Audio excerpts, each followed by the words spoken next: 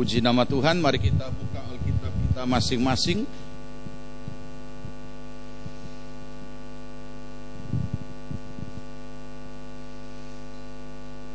Pembacaan kita yang pertama, kita akan baca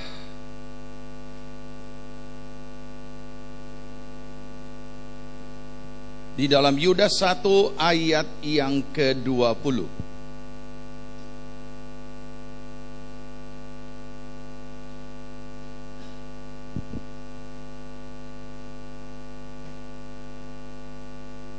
Jika saudara sudah temukan, mari kita sambut firman Tuhan.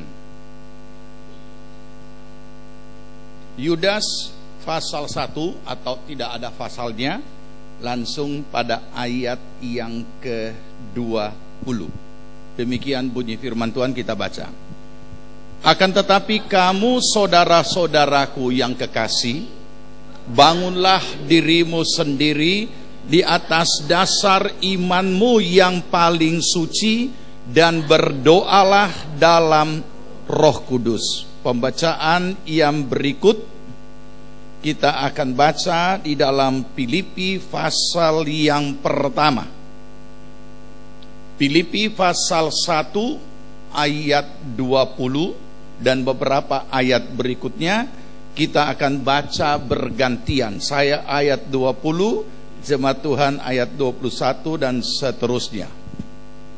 Sebab yang sangat kurindukan dan kuharapkan ialah bahwa aku dalam segala hal tidak akan beroleh malu, melainkan seperti sedia kala, demikian pun sekarang Kristus dengan nyata dimuliakan di dalam tubuhku, baik oleh hidupku maupun oleh matiku.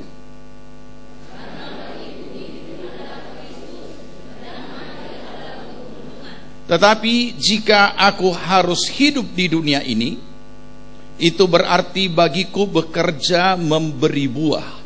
Jadi mana yang harus kupilih aku tidak tahu.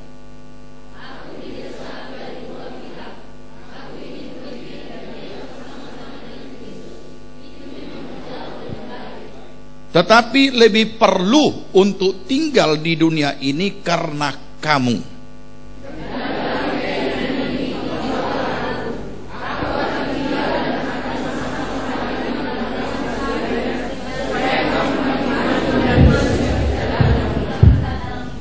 Ya, puji Tuhan, silakan duduk. Saudara yang dikasihi Tuhan, dari ayat-ayat firman Tuhan yang sudah kita baca, kita akan lanjut belajar kebenaran firman Tuhan dari hal hidup oleh iman adalah gaya hidup atau jalan hidup, atau disebut way of life orang percaya. Kita masuk pada bahagian yang kedua. 2 minggu lalu kita belajar ini, kemudian kita beralih dalam ibadah khusus peringatan kematian Kristus atau korban Kristus, dilanjut dengan kebangkitan Kristus. Dari apa yang sudah kita baca tadi, sangat jelas hidup oleh iman bukan hanya sekedar istilah. Lahir baru menjadi ciptaan baru juga bukan hanya sekedar istilah. Akan tetapi sangat real dan nyata bahwa itu adalah gaya hidup orang Kristen, orang percaya, jalan hidup, way of life. Jadi saudaraku yang dikasihi Tuhan, mari kita mengingat beberapa hal mendasar yang sudah kita pelajari tentang hal ini, tentang hidup oleh iman. Itu adalah mutlak, dan awal menjalani hidup oleh iman dimulai dari ketika saudara dan saya menjadi seorang yang lahir baru ataupun ciptaan yang baru. Dari mana kita bisa mengetahui orang itu sudah lahir baru? Setelah kita melihat bahwa orang ini sesudah dia terima Yesus, dia menjalani hidup barunya dengan hidup oleh iman.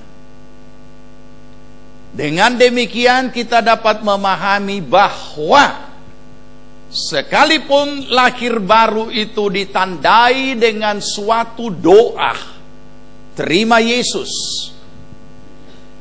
mengaku dosa, percaya Yesus Kristus Tuhan lewat pengorbanan di atas kayu salib, dengan darahnya yang tercurah menebus kita dari segala dosa, dan kita membuka hati menerima Yesus Kristus sebagai Tuhan dan Juru Selamat, dan dikatakan barang siapa yang percaya dan menerima Dia, kepadanya diberikan hidup yang kekal, bukan binasa, tetapi kehidupan kekal di dalam kerajaan surga. Ini bicara soal akhirat.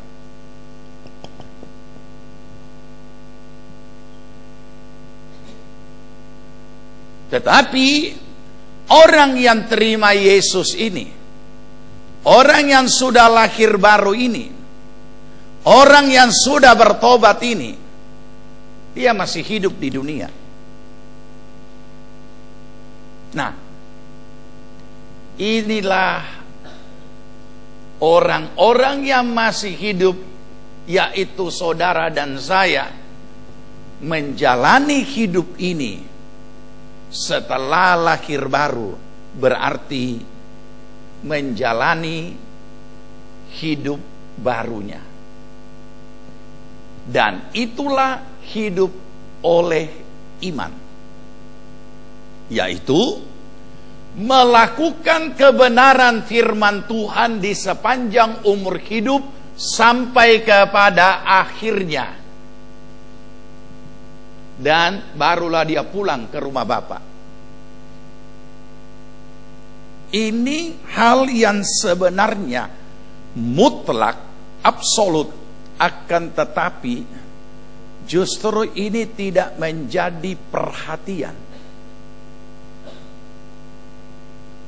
Sebagian menganggap bahwa karena itu juga sudah jadi doktrin di antaranya di dalam kekristenan, ada yang memakai doktrin tersebut bahwa jika sudah terima Yesus dan sudah ada keyakinan masuk sorga, mau jadi apapun di dunia tetap masuk sorga. Nah, ini yang bahaya, yang sering diistilahkan sekali selamat tetap selamat.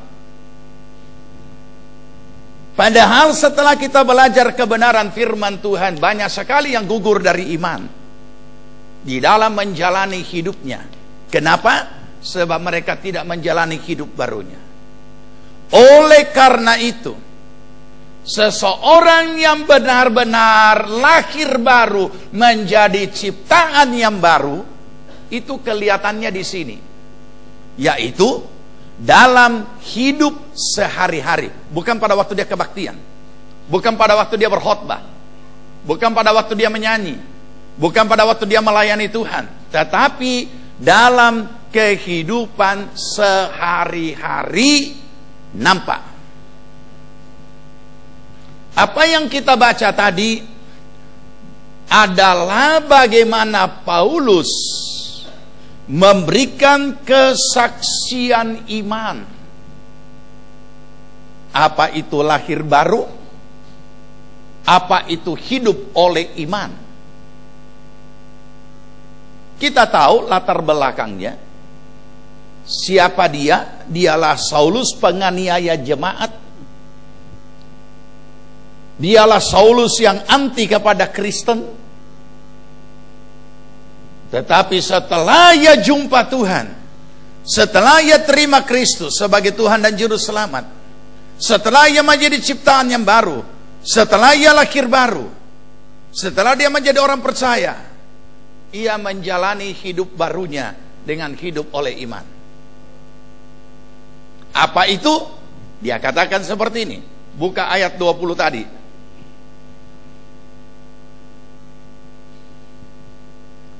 Filipi 1 ayat 20. Mari kita baca sama-sama.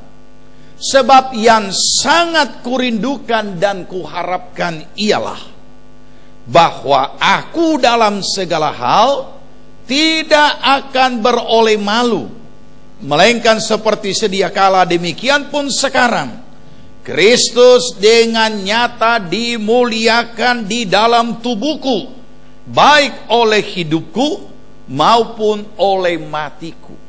Karena itu bagiku hidup adalah Kristus dan mati adalah keuntungan.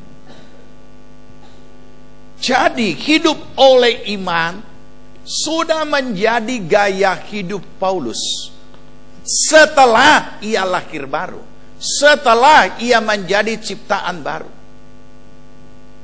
Dalam segala hal, kata gantinya, di seluruh dan di setiap aspek hidupku Kristus dimuliakan dengan nyata. Dengan nyata, kata dengan nyata berarti ada pembuktian secara konkret melalui tindakan dan perbuatan dan buah-buah iman yang dimilikinya, bahwa buah-buah iman yang dimilikinya adalah melaksanakan firman Tuhan dalam hidup sehari-hari, dan Kristus dengan nyata dimuliakan di dalam tubuhku.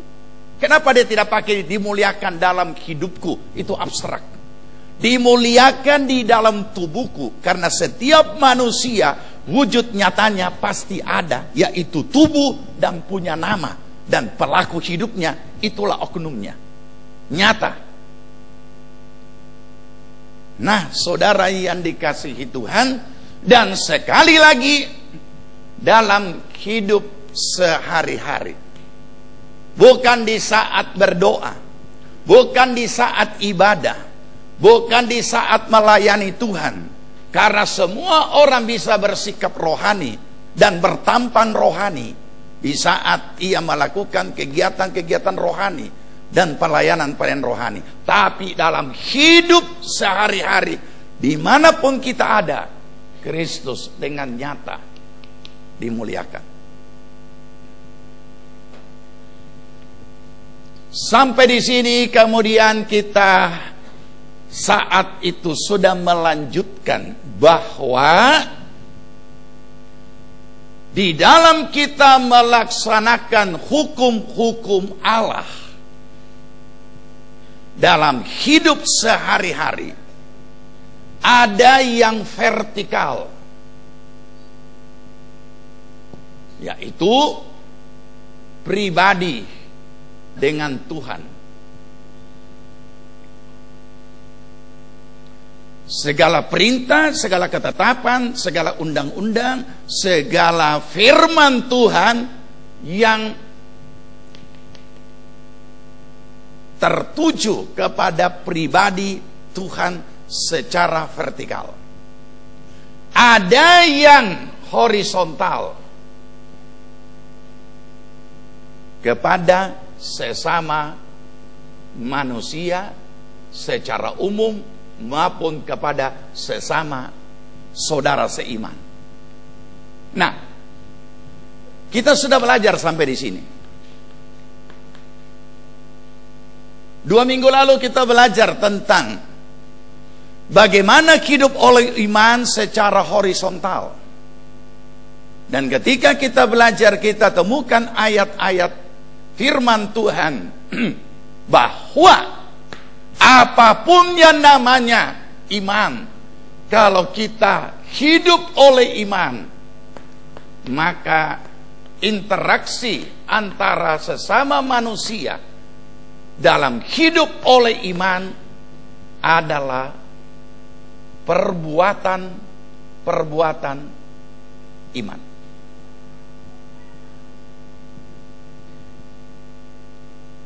Apa yang kita sudah pelajari 2 minggu lalu dalam Yakobus, iman tanpa perbuatan adalah nol. Saudara bisa merenungkan bagaimana kemampuan iblis membuat orang percaya jadi seperti itu. Dari ayat yang kita baca inilah, disinilah kita juga menemukan. Nanti kita baca sebentar, saya jelaskan dulu. Mengapa Tuhan tidak pernah mengajar kita takut kepada iblis, sekaligus Tuhan tidak pernah mengajar kita untuk meremehkan iblis.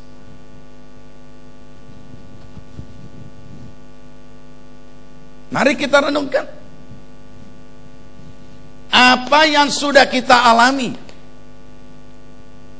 bahwa saudara dan saya boleh menjadi lahir baru, ciptaan baru, hanya oleh karena Yesus Kristus Tuhan di atas kayu salib, yang sudah dengan darah yang tercurah sudah berkorban untuk menebus kita dari segala dosa.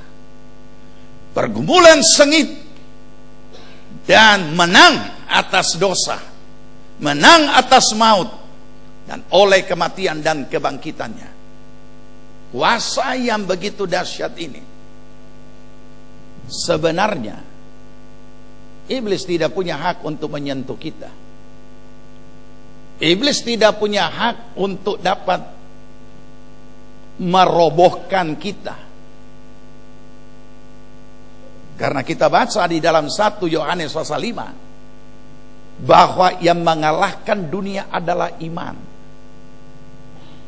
Kemenangan yang mengalahkan dunia adalah iman. Tetapi apa yang iblis lakukan? Iblis punya kemampuan menggagalkan orang-orang ini. Orang-orang percaya ini mampu dikalahkannya jika ia tidak mau orang percaya ini hanya namanya orang percaya, tapi tidak mau hidup oleh iman. Baik, kita baca dulu. Ya, kita baca dulu ayat firman Tuhan.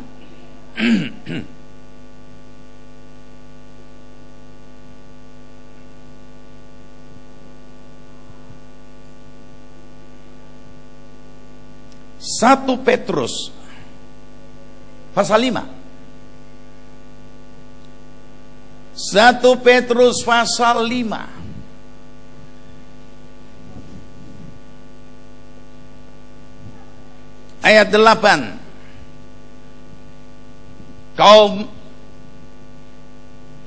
perempuan, silahkan baca. 2, 3.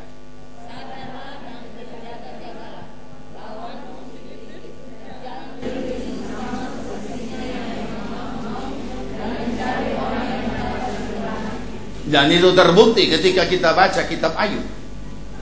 Persis seperti itu pekerjaan iblis. Bahkan pada ayat yang lain kita menemukan bahwa seluruh dunia berada di bawah kekuasaannya. Oleh karena itu, kalau kita baca, banyak orang yang ekstrimnya seperti ini. Iblis sudah dikalahkan, siapakah dia? Tuhan tidak pernah mengajar kita takut kepada iblis.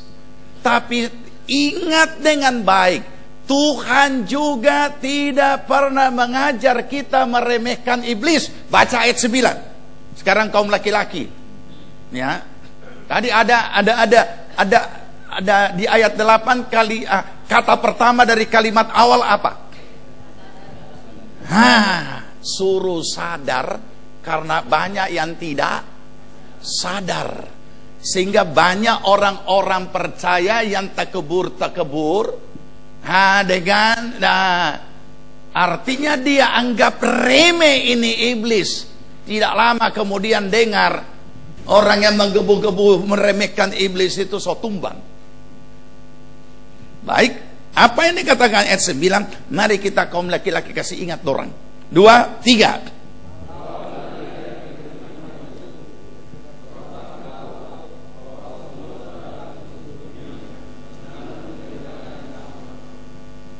Ini kalimat akhirnya bikin swak,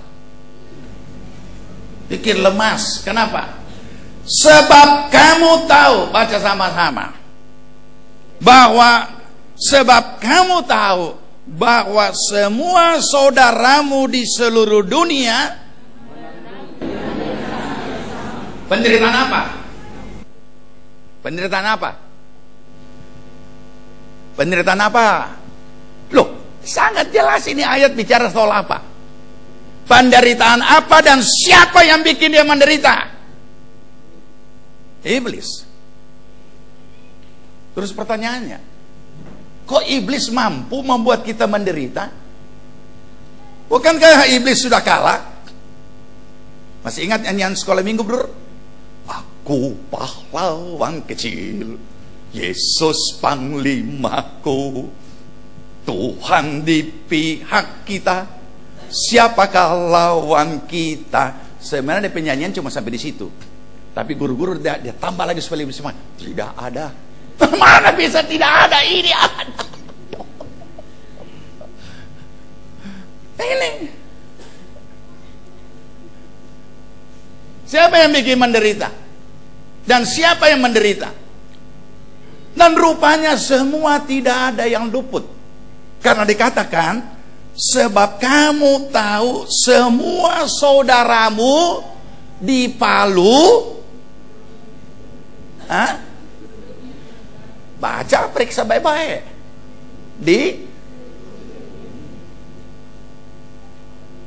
Menanggung.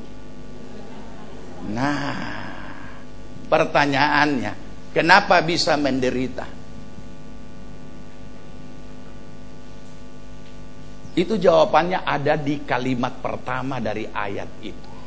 Mari kita ulangi sama-sama sekarang. Ya, kita baca sama-sama. Ya, lawanlah dia dengan iman. Ini. So ada iman? Ada. Tapi tidak teguh, tidak kuat. Kenapa? Karena cuma iman-imanan. Kenapa? Sebab dia tidak pernah hidup oleh iman. Dia tahu apa soal iman, cuma tahu teori.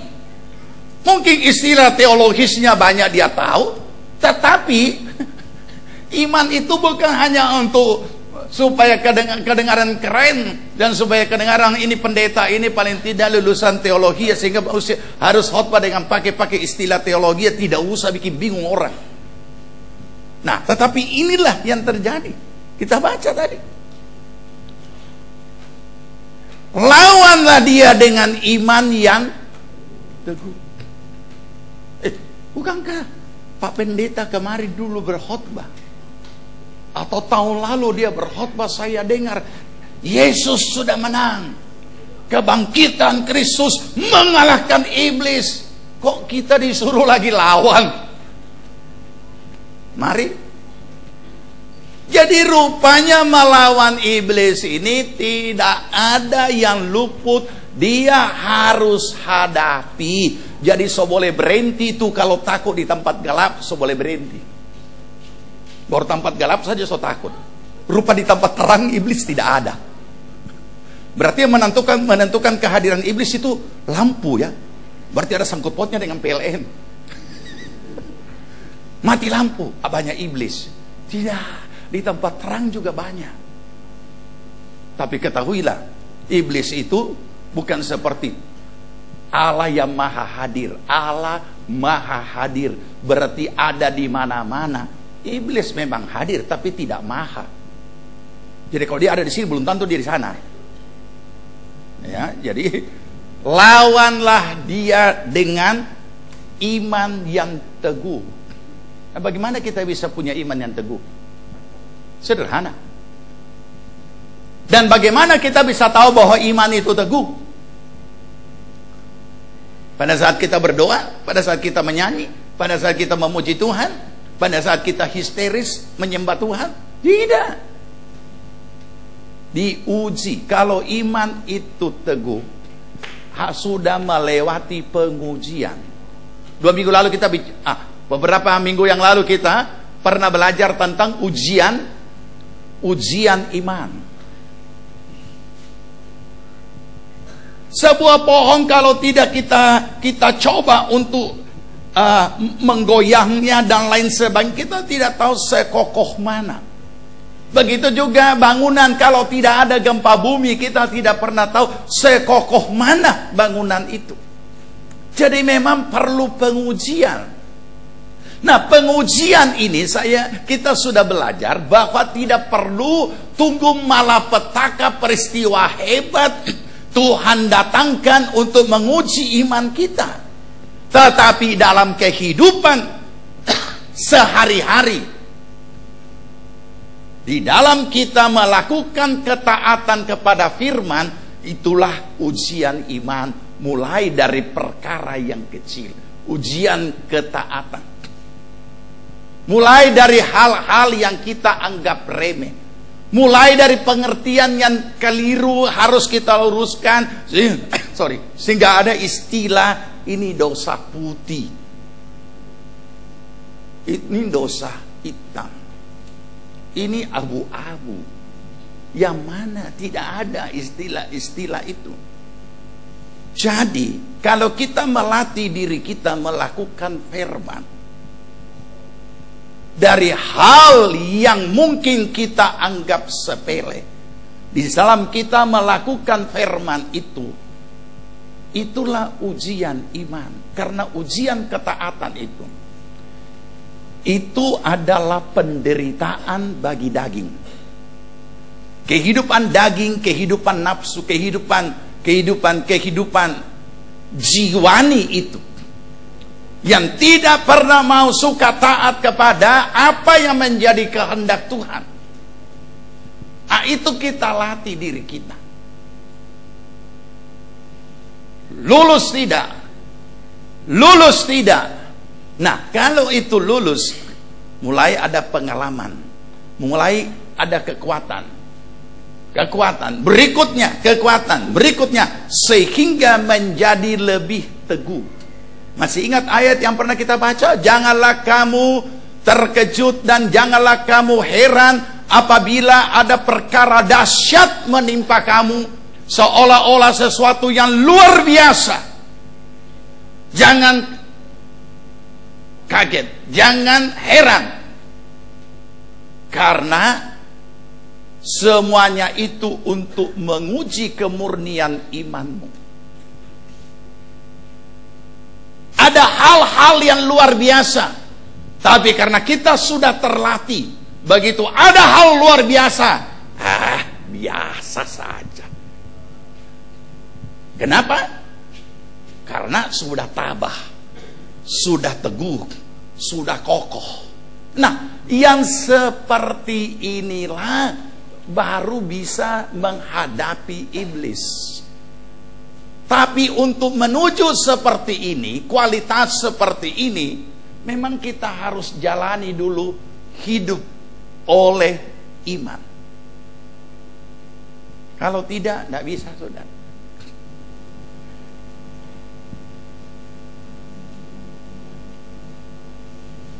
Tidak akan bisa berhasil. Akan nampak kegagalan, baik yang horizontal gagal, yang vertikal lebih gagal lagi. Kenapa kita gagal? Ada iblis yang menghadang di situ.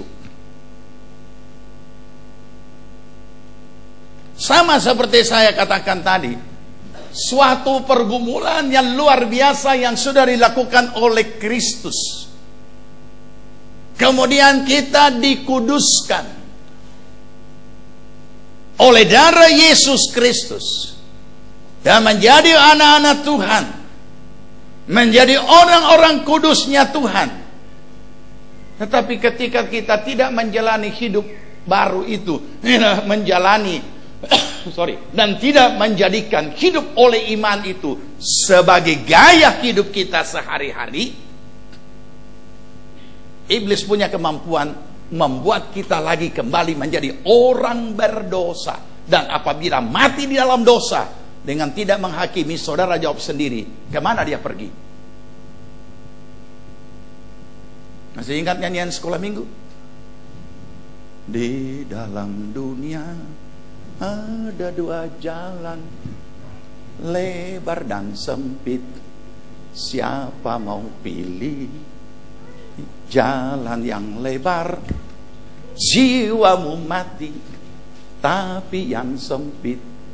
Kalau masih bahasa tempo dulu, ya, masih bahasa Pantai Kosta Totok, jiwa berglori. Terus orang tanya, apa itu berglori? Dia tidak tahu. Pokoknya berglori. Kadang-kala orang salah menafsirkan bahwa berglori itu bersukacita. Padahal glory itu kemuliaan. Glory to the God. Kemuliaan bagi Tuhan. Tapi tempo dulu orang-orang punya pengertian jiwa berglori. Mari saudara-saudara kita berglori. Waduh, bahaya ini. Ya. Oke, baik, kita lanjut sekarang. Jadi Tuhan sudah memberikan kita warning melalui firman-Nya bahwa baik yang horizontal, iblis akan menghadang kita di situ supaya kita tidak akan melakukan kebenaran-kebenaran firman di antara sesama. Kita tidak usah dulu bicara perkara-perkara hebat. Ini saya lebih suka bicara kehidupan sehari-hari. Mengapa menunggu nanti ada persoalan besar baru mau menunjukkan ada iman atau tidak? Hidup sehari-hari. Dan sangat nyata ketika bicara tentang yang horizontal ini. Minggu lalu kita sudah baca firman Tuhan. Tuhan memberikan contoh yang konkret.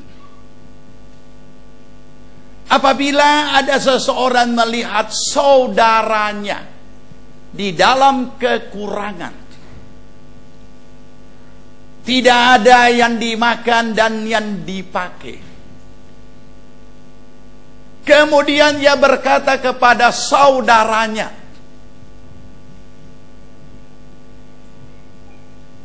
selamat jalan, hangatlah tubuhmu dan makanlah dengan kenyang, tanpa memberikan apa-apa.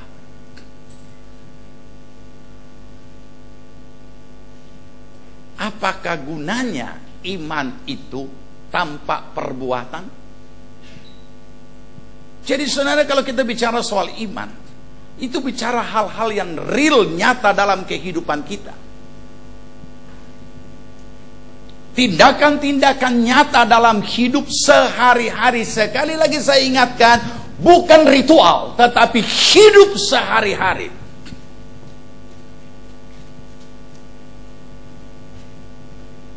Dikatakan tidak ada gunanya kalau kita tidak melakukan firman Tuhan itu. Ini juga sama yang vertikal. Ada firman Allah yang bersifat pribadi orang itu kepada Tuhan, yang dia harus lakukan. Tapi iblis menghadang. Saudara tahu, di dalam, kalau kita baca di dalam kitab Daniel, di situ kita menemukan bagaimana sebuah jawaban doa dihadang oleh iblis sampai sekian puluh hari. Mari kita renungkan, saudara. Jawaban sudah ada, tapi jawaban dihadang. Kalau kita tidak baca firman Tuhan dengan cermat, kita akan katakan, kemampuan apa iblis bisa menghadang jawaban dari Tuhan? Tapi itulah yang ditulis oleh Alkitab. Jadi kita jangan ekstrim, saudara.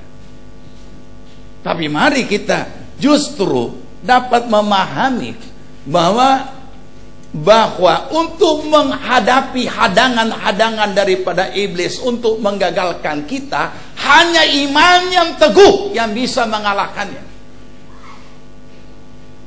Di dalam nama Tuhan Yesus Kristus. Nah, oleh karena itulah Paulus berkata di dalam ayat yang sudah kita baca tadi. Mari kita kembali kepada setelah dari 1 Petrus 5. Kita kembali kepada Filipi tadi.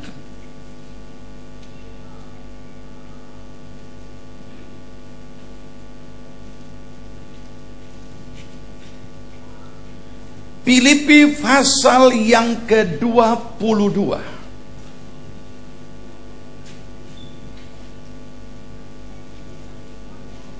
Filipi pasal 1 ayat 22. Filipi pasal 1 ayat 22. Kita baca.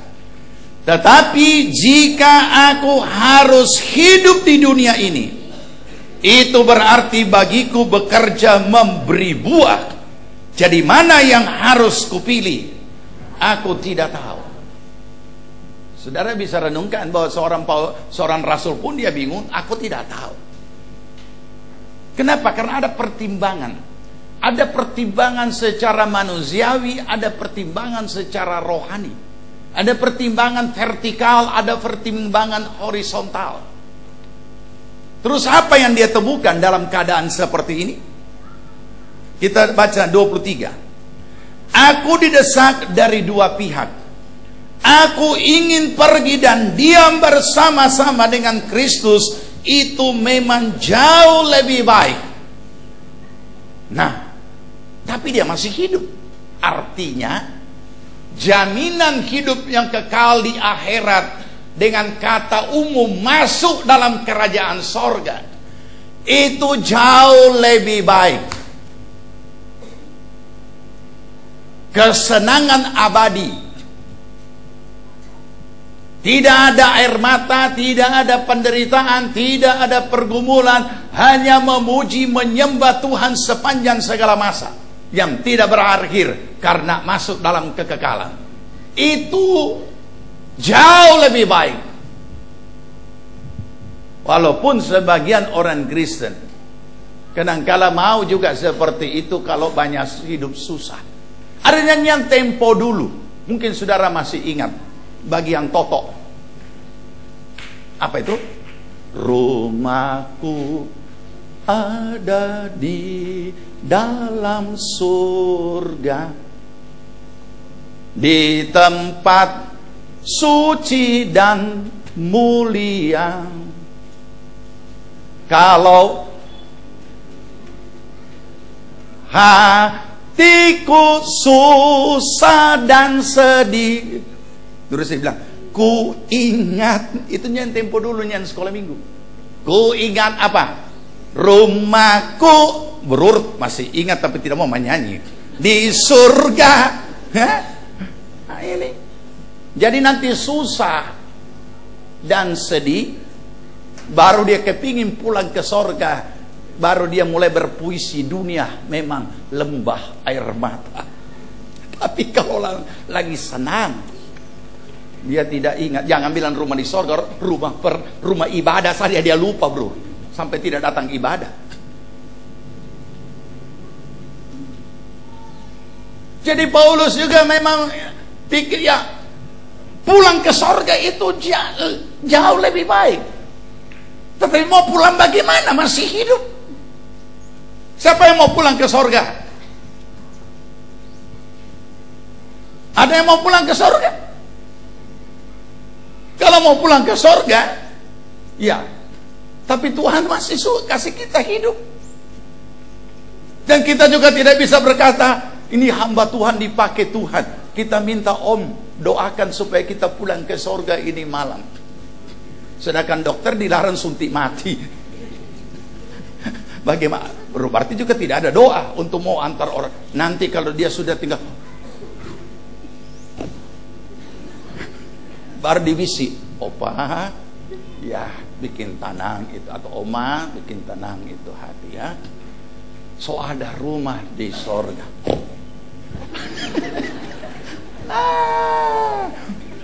Ya. Jadi kita memang kita tahu oleh iman itu tempat yang paling bagus. Tapi kita masih hidup, bro. Masih harus gimana? Jam sekian habis kebaktian masih emosi ke sana. Coba kalau dia mau ke sana, tahambur orang. Jadi kita semua ada tanggung jawab hidup di dunia. Makanya ayat berikutnya Paulus berkata seperti ini. Ayat berapa tadi? Ya, 2-3. Aku didesak dari dua pihak. Aku ingin pergi dan diam bersama-sama dengan Kristus. Itu memang jauh lebih baik. Tapi lebih perlu untuk tinggal di dunia ini karena kamu.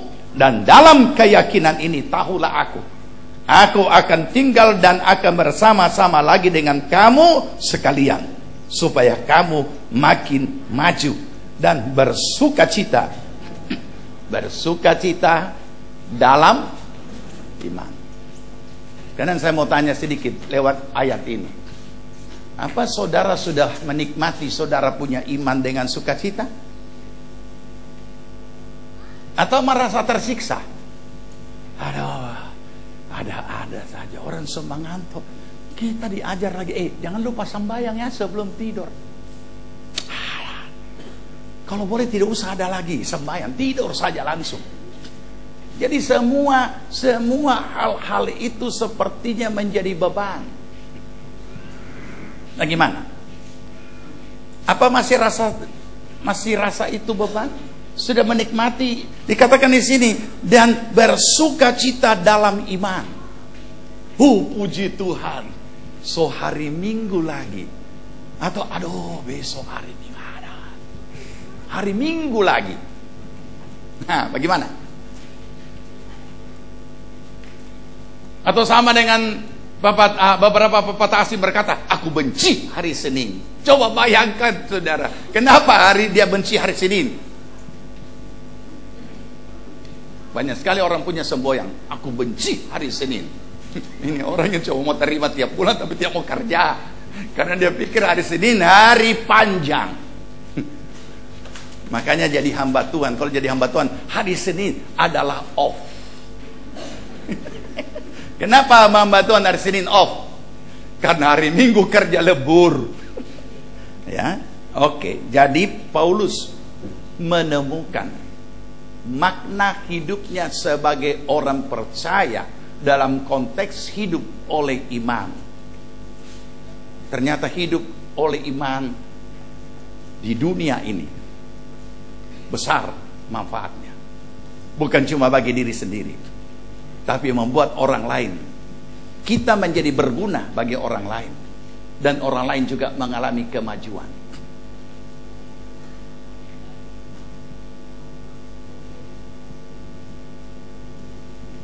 Nah, oleh karena itulah mengapa kita perlu memahami sesudah kita lahir baru, apa seharusnya yang kita harus lakukan sebagai orang percaya.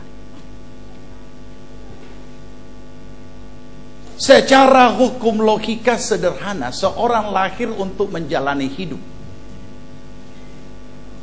Dia menjalani hidupnya karena dia sudah lahir. Sederhana. Ya begitu juga kita jadi orang percaya dan kita terima Yesus, kita lahir baru untuk menjalani hidup baru kita. Tapi apa yang kita harus kerjakan? Apa yang kita harus lakukan? Dikatakan oleh firman Tuhan bahwa kita hidup oleh iman. Ia tahu itu hidup oleh iman. Melakukan firman. Nah, mari kita buka Alkitab kita dan kita menemukan di situ nasihat firman Tuhan.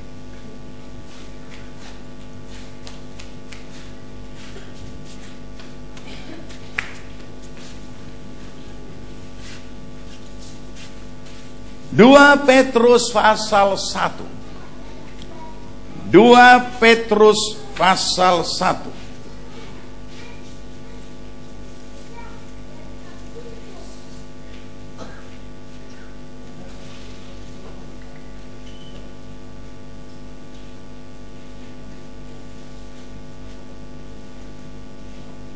Kita baca mulai ayat 3 supaya kita dapat memahami. Kita baca bersama saja. Dan kita akan berada pada ayat-ayat ini dan mencermatinya mulai ayat 3. 2, 3. Karena kuasa ilahinya telah menganugerahkan kepada kita segala sesuatu yang berguna untuk hidup yang saleh oleh pengenalan kita akan Dia yang telah memanggil kita oleh kuasanya yang mulia dan ajaib. Perhatikan, Tuhan tidak pernah mempersulit kita hidup di dunia dengan segala peraturan-peraturan dan perintah-perintahnya yang kita anggap kita tidak bisa lakukan. Kemudian Tuhan taruh di situ, Tuhan cantumkan, hanya mempersulit kita. Sehingga banyak orang tidak menikmati iman percayanya dalam menjalani hidup, melainkan firman menjadi tekanan baginya. Tapi apa yang kita baca tadi? Tuhan sudah menganugerahkan kepada kita segala sesuatu, berarti tidak ada yang terkecuali. Segala sesuatu yang berguna untuk hidup yang saleh oleh pengenalan kita akan Dia. Kita kenal, kita sudah sejak kita menjadi percaya, kita mulai mengenal, memiliki pengenalan akan Yesus Kristus. Tetapi ketika kita mau melakukan akan kehidupan kita sebagai orang percaya, kita menganggap betapa beratnya, betapa sulitnya, betapa beratnya, betapa sulitnya untuk menjadi pribadi yang taat kepada Tuhan. Padahal firman Tuhan mengatakan Tuhan sudah menganugerahkan, memberikan dengan cuma-cuma segala sesuatu yang berguna bagi tujuan hidup yang saleh. Tidak ada unsur penekanan, karena Tuhan sudah sediakan. Tinggal kita mau jalani. Makanya saya katakan hanya dua. Ketika di dalam kehidupan nyata ini kita tidak melakukan firman, maka kita melanggar firman. Hanya itu. Dan di dalam kita menjalani hidup kita di dalam melakukan ketaatan kepada Tuhan, Tuhan sudah memberikan segala sesuatu, bukan cuma segala sesuatu. Ini mengandung arti begitu rincinya. Di seluruh aspek hidup kita, Tuhan sudah menyediakan apa-apa saja yang menjadi berguna untuk mencapai tujuan ilahi dari Allah.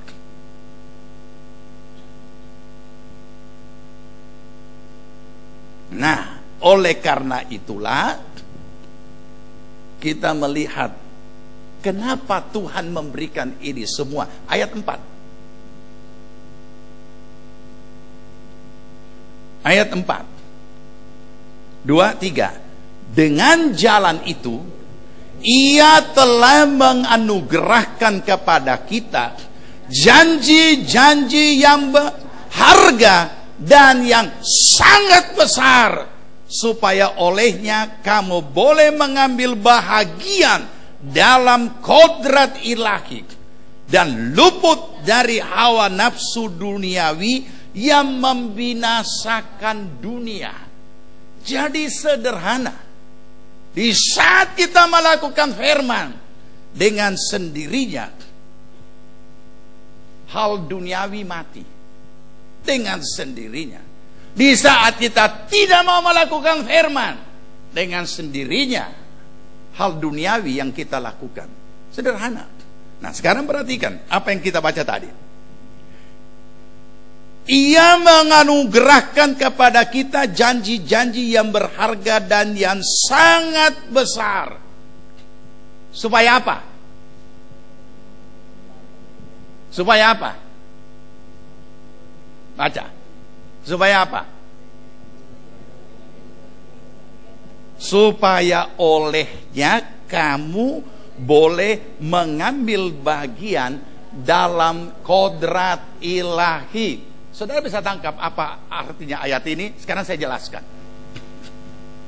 Kalau bicara janji Tuhan, semua kita tahu. Ada ribuan janji Allah dalam Alkitab. Dan untuk memperolehnya, diberikan kita hak iman, minta apa saja di dalam nama Tuhan Yesus. Nah, inilah yang seringkali keliru sampai di sini. Apanya yang keliru? Apakah keliru minta dalam nama Yesus? Bukan. Karena ada ayat mengatakan minta apa saja dalam namaku kuberikan kepadamu. Tetapi yang keliru adalah oleh karena penekanan-penekanan yang keliru, sehingga seringkali orang hanya selalu berusaha menghadirkan imannya untuk suatu permintaan-permintaan dan keinginan-keinginan atas apa yang Tuhan sudah janjikan. Tapi ketika menjalani hidup sehari-hari, imannya lenyap entah di mana. Padahal iman bukan hanya sekedar jawaban doa untuk suatu keinginan, bukan. Iman adalah ketaatan kepada firman. Jadi orang-orang yang ekstrim, oleh karena ada janji dan ada hak iman yang Tuhan berikan untuk memperoleh janjinya, dengan tidak malu-malu dia boleh berdoa di hadapan Tuhan. Kami klaim janjimu Tuhan. Kami klaim janjimu. Ini berdoa begini. Ya, mungkin itu gaya, tidak tahu. Dia kira Tuhan pandusta sehingga dia mesti klaim.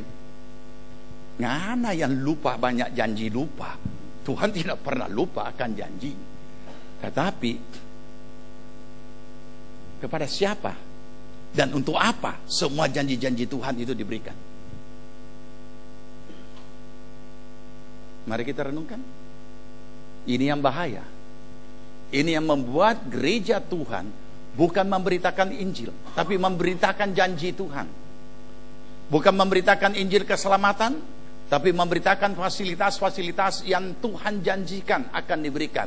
Susah dihiburkan, sakit disembuhkan, jalan buntu, jalan dibukakan, putus asa, diberi pengharapan baru. Ini semua fasilitas. Bukan masalah keselamatan, bahwa tidak terima Kristus mati masuk neraka, dan menerima Kristus beroleh hidup yang kekal. Bukan itu yang diberitakan. Yang diberitakan adalah janji-janji. Padahal saudara, kita bisa nangkap apa yang kita baca. Semua janji-janji yang berharga, yang luar biasa dan dahsyat itu, yang sangat besar itu, yang spektakuler itu, tujuannya apa? Supaya olehnya kamu dapat memiliki kodrat ilahi. Bisa nangkap ini kalimat? Apa itu kodrat? Saya kasih contoh sederhana. Seorang laki-laki yang namanya seorang pria, maka dia harus menjalani hidupnya dengan kodrat sebagai seorang pria. Makanya dia tidak akan pernah melahirkan, karena kodratnya laki-laki tidak beranak.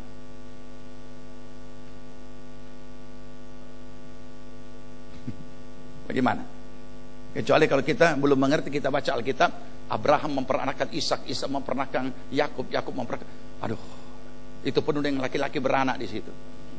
Itu Matius pasal 1. Nah, itu dibutuhkan lagi pendalaman untuk menjelaskan itu. Nah, saudara, seorang yang lahir sebagai seorang perempuan atau wanita, maka dia juga akan menjalani hidupnya dalam kodrat sebagai seorang wanita dengan hal-hal alamiah yang ada padanya secara kodrat.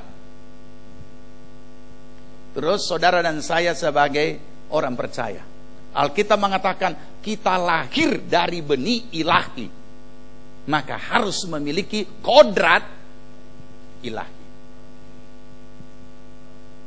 Tapi sayang, oleh karena iman ditanamkan iman hanya sekedar jawaban doa, sehingga orang-orang yang menerima janji-janji itu melalui doa, ya tidak heran, karena dia memang minta dalam nama Tuhan Yesus. Dia hanya bisa menyaksikan cinta Tuhan dengan hebatnya cinta Tuhan. Saya pernah mendapatkan seorang majelis gereja bersaksi begini, saudara-saudara, luar biasa mujizat yang saya alami. Saya ini punya penyakit mah kronis dan sudah berapa kali anfal. Dokter berkata, 1 kali lagi anfal, mati kamu. Kenapa? Kalau dia anfal itu sampai berdarah-darah. Dan saudara, seorang hamba Tuhan yang diberikan oleh karunia oleh Tuhan dalam doa-doa kesembuhan, dia datang dalam, orang ini datang dalam kebaktian itu, dan kemudian dia didoakan, dan selalu dia bersaksi seperti ini. Saudara tahu waktu saya didoakan, seperti ada tangan yang masuk di mulut saya, dan dia masuk di dalam, dan dia rogo di dalam, dan dia tarik keluar itu penyakit mah, dan saya sembuh luar biasa.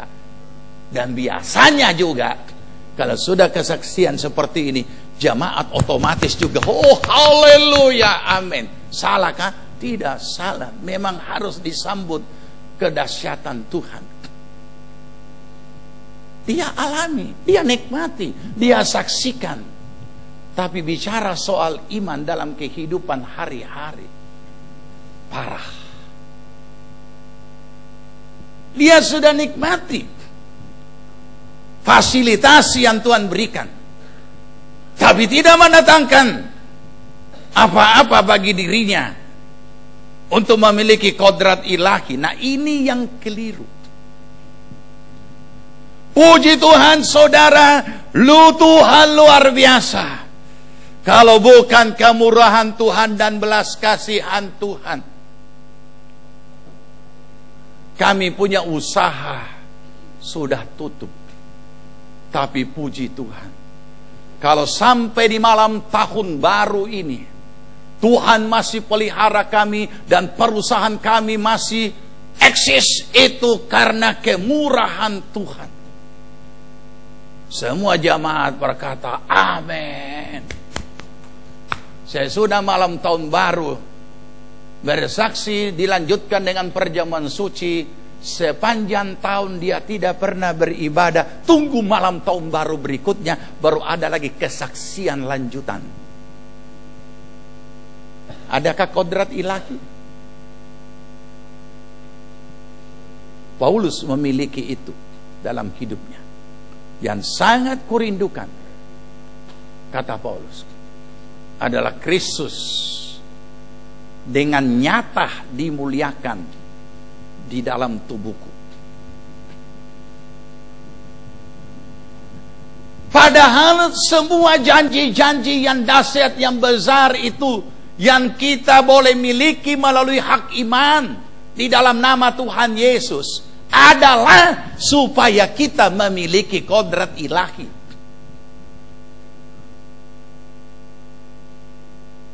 Jadi lagi-lagi kita harus kembali. Iman itu prakteknya dalam hidup sehari-hari, bukan di mimbar. Karena dia soalnya di mimbar bersaksi.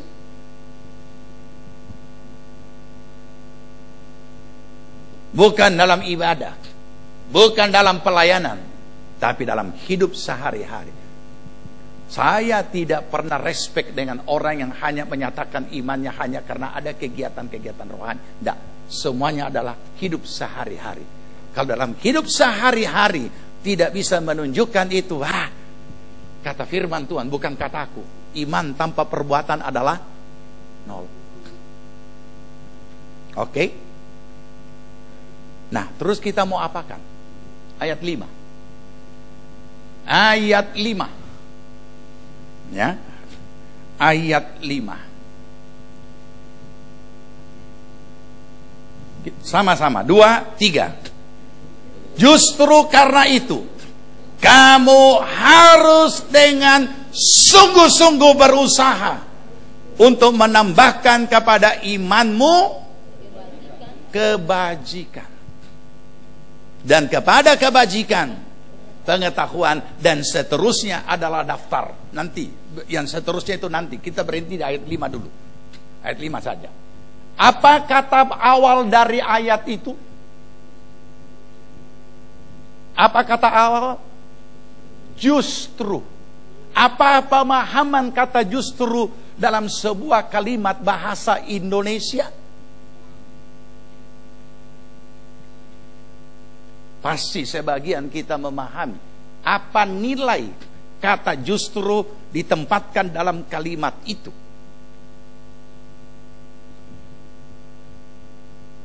Untuk menekankan tentang apa yang sudah dijelaskan sebelumnya. Dan untuk memberikan jalan keluar dari hal yang sebelumnya. Nah, justru itulah. Bukankah kita suka memakai satu saat kalimat ini? Setelah segala sesuatu sudah mulai dipaparkan dan ternyata ini ada hal yang perlu diselesaikan yang belum selesai dalam pemaparan ini, dan pemaparan ini harus ada jalan keluar, maka muncullah kalimat justru karena itu.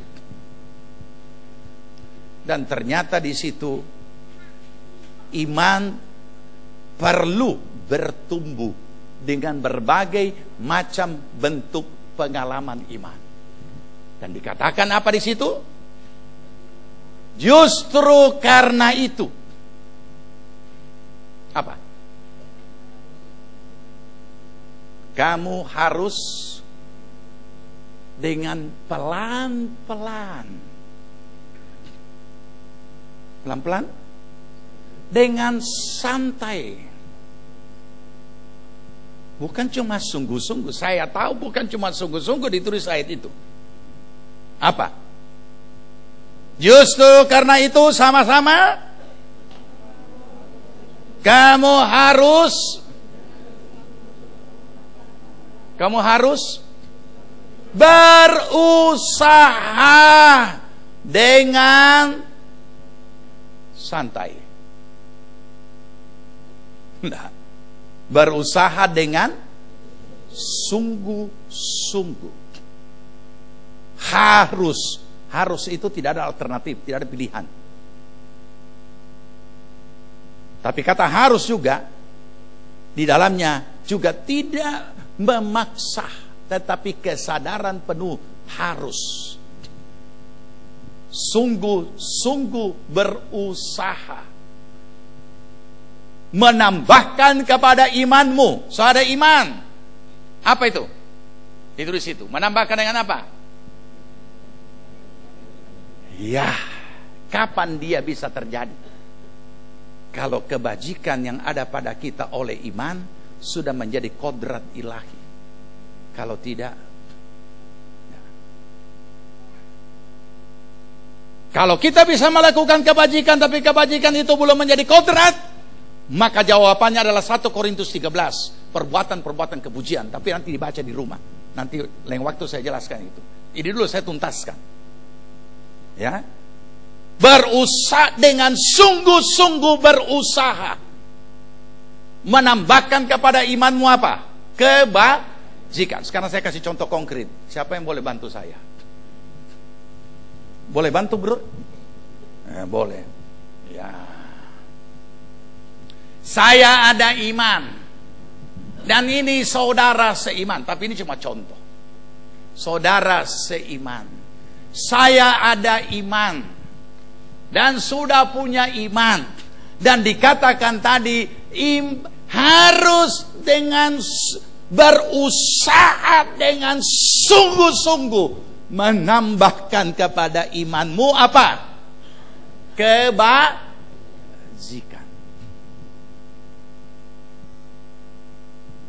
Saudara saya seiman ini sedang dalam masalah.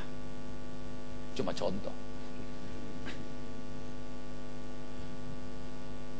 Perlu ditolong. Dan perlu ditolong dengan kebajikan.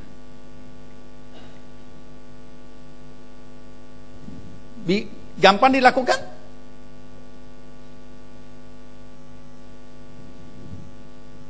Bisa dilakukan tidak? Bisa.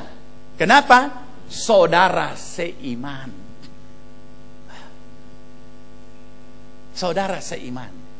Sama-sama pelayan altar. Sama-sama melayani. Sama-sama satu gereja. Sama-sama melayani di atas mimbar. Oh puji Tuhan bro. Jangan, kalau ada apa-apa bilang saja. Bilang saja. Oh puji Tuhan. Nah kemudian saya pun melakukannya. Dan saudara ini merasa puji Tuhan. Iman sudah ditambah dengan kebajikan. Ada saudara seiman yang lain. Saudara seiman yang lain. Juga dalam masalah. Perlu ditolong. Tidak usah saya sebutkan bentuknya apa. Tapi kebajikan. Tapi persahabatan saya dengan beliau tadi tidak seperti yang satu ini. Ini menjengkelkan. Dia pernah bikin sakit hati. Baru mau lihat saja, so naik. Kalau rasa mau makan dia. Ya? Ada iman?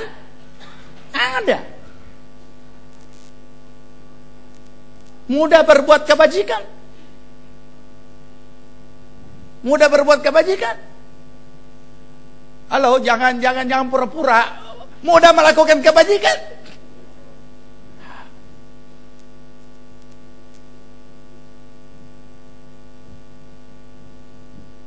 Keluar lagi filosofi.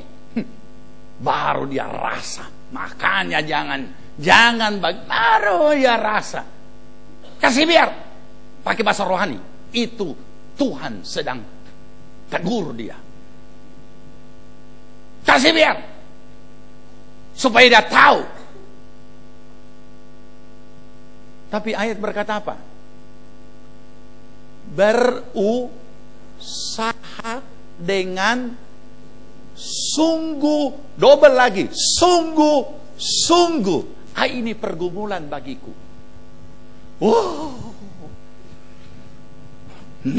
Nah, tidak. Kasih biar. Ada saatnya. Sekarang Tuhan sedang beracara dengan dia. Kasih biar saja. Supaya dia tahu juga rasa. Itu secara analisa umum. Semua orang akan berkata seperti itu. Kalau orangnya jahat atau pernah melukai saudara, mengecewakan saudara. Tapi ini ayat berkata kita punya iman. Dan apa yang harus kita lakukan? Yang berat apa? Berusaha dengan sungguh-sungguh. Oh ini yang saya tidak suka ini.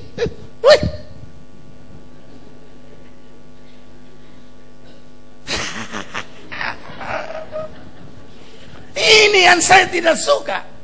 Saya suka itu ayat. Saya suka itu khotbah. Cuma dia suka. Ini banyak orang yang suka dengar firman Tuhan karena hanya gatal telinga, mendengarkan uraian-uraian yang mengagumkan, tapi tidak melakukan. Untuk apa, Ses? Bagaimana, Ses?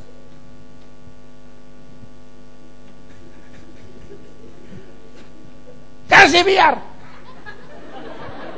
Bro, berdiri juga, kita mau pulang dulu. Tapi firman Tuhan berkata, bukan cuma berusaha, harus berusaha dengan sungguh-sungguh. Ses, sakit.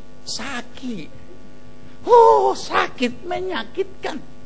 Tapi kalau saya tidak lakukan, saya tidak memiliki kodrat ilahi. Karena mengampuni berarti melupakan. Saya so ampuni. Tapi kalau kita ingat DP kelakuan, kurang. Nah, ini dapat ingat, kasihan. Maka saya pun melakukannya. Menambah iman dengan kebajikan. Bukankah ini kehidupan hari-hari? Ini tidak terjadi di mimbar. Ini tidak terjadi dalam ibadah. Ini adalah kehidupan hari-hari.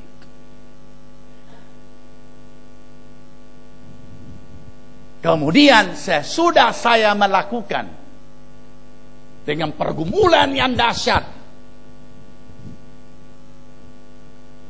mulailah dikatakan menikmati iman itu dalam damai sejahtera. Kita harus menikmati iman kita, saudara. Tetapi bukankah ini sangat sulit? Dan begitu ini dilakukan, Tuhan juga menjamah hatinya, karena dia tidak duga kalau saya berbuat kebajikan kepadanya. Terima kasih, bro, ya. Tuhan berkati. Nah, ini ya, yang lain nanti minggu depan. Ya, yang lain. Ini dulu. Biar ini mengganggu saudara pulang dan saudara iman mesti ditambah dengan supaya itu terngiang-ngiang kita hadapi. Berusaha dengan sungguh-sungguh. Di saat berusaha dengan sungguh-sungguh, memang banyak air mata dan sakit. Kalau tidak usah kita harus pakai lagi nyanyian dunia bilang sakitnya itu di sini, nggak usah. Sakitnya ada di mana-mana. Saking sakitnya dia sudah bukan ada di sini, ada di mana-mana. Tapi itulah penanaman kodrat ilahi. Kedagingan itu sakit, tetapi indahnya sebuah ketaatan. Kita bangkit berdiri, kita berdoa.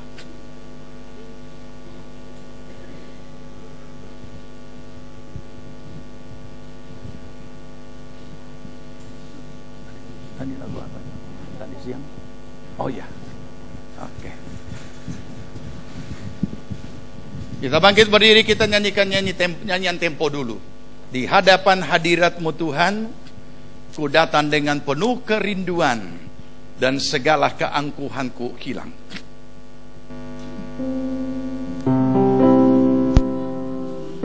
Di hadapan hadirat-Mu ya Bapa, ku datang dengan penuh kerinduan. Di hadapan hadirat-Mu ya Bapa, segala keangkuhanku hilang.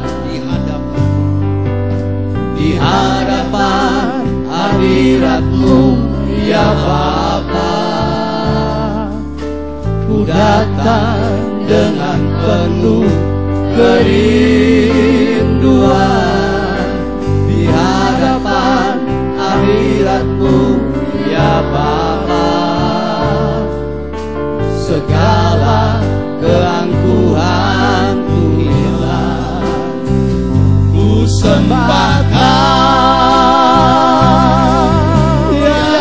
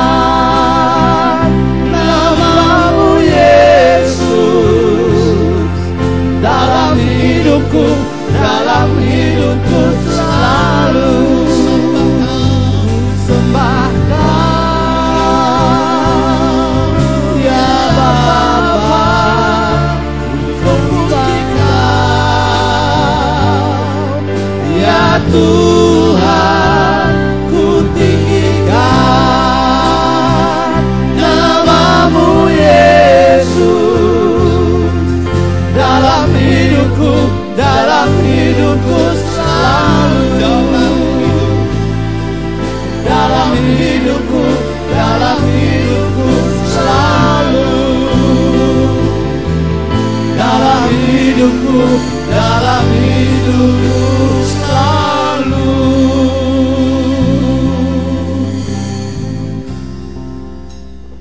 Ini kerinduan hati kami Tuhan, supaya di segenap hidup kami dan dimanapun kami berada, nama Tuhan dipermuliakan dalam hidup kami sehari-hari. Bukan hanya saat-saat kami berdiri di dalam pelayanan, dan bukan hanya saat-saat kami berada di dalam ibadah dan segala kegiatan-kegiatannya.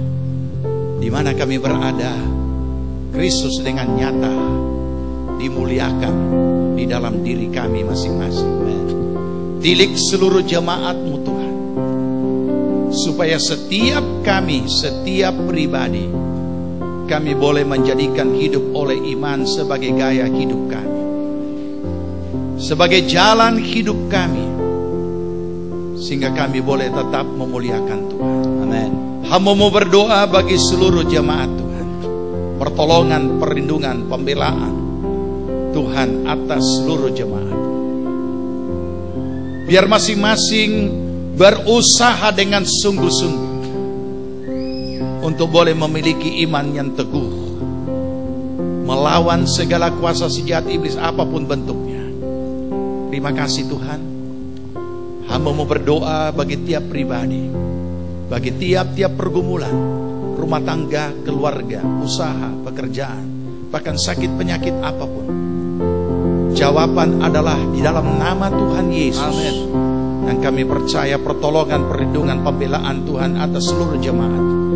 Di dalam nama Tuhan Yesus, kami mengikat segala pekerjaan kuasa si jahat iblis apapun bentuknya, dari manapun datangnya, dia mau mengambil keuntungan atas kehidupan kami dan mau mengalihkan kami untuk keluar daripada rancangan Allah. Di dalam nama Tuhan Yesus, kami ikat, patahkan, hancurkan semuanya oleh kuasa darah Tuhan Yesus Kristus. Dan kiranya pertolongan Tuhan, lawatan Tuhan, jamahan-Mu bagi kami semua. Amin. Terima kasih Tuhan. Terpujilah nama-Mu. Sebelum kami akhiri ibadah kami mau menyatakan kasih kami dengan apa yang akan kami persembahkan kepada Tuhan. Sucikan hati pikiran kami Tuhan, agar apa yang kami persembahkan kami lakukan dari hati yang mengasihi Tuhan, sehingga kami diberkati Tuhan. Di dalam nama Tuhan Yesus Kristus. Amin. Silakan duduk jemaat Tuhan yang dikasihi Tuhan. Kita akan bawa persembahan kita kepada Tuhan. Dan sesudah persembahan ini kepada siswa-siswi SMA kelas 3, saudara boleh maju ke depan untuk didoakan. Kita nyanyikan kembali pujian tadi. Di hadapan hadirat-Mu ya Bapa, ku datang dengan penuh kerinduan.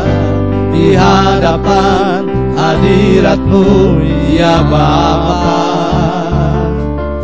segala keangkuhanku hilang, ku sembahkan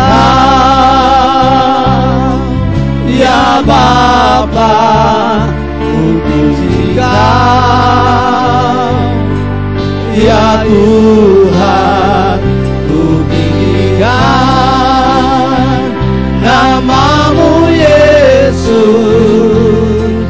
Dalam hidupku selalu ku sembahkan ya Bapa, pujikan ya Tuhan, ku tinggikan nama-Mu Yesus. Dalam hidupku selalu, dalam hidupku selalu, dalam hidupku selalu.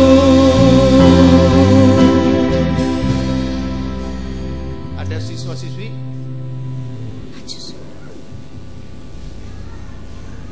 Kalau tidak kita mau tutup langsung.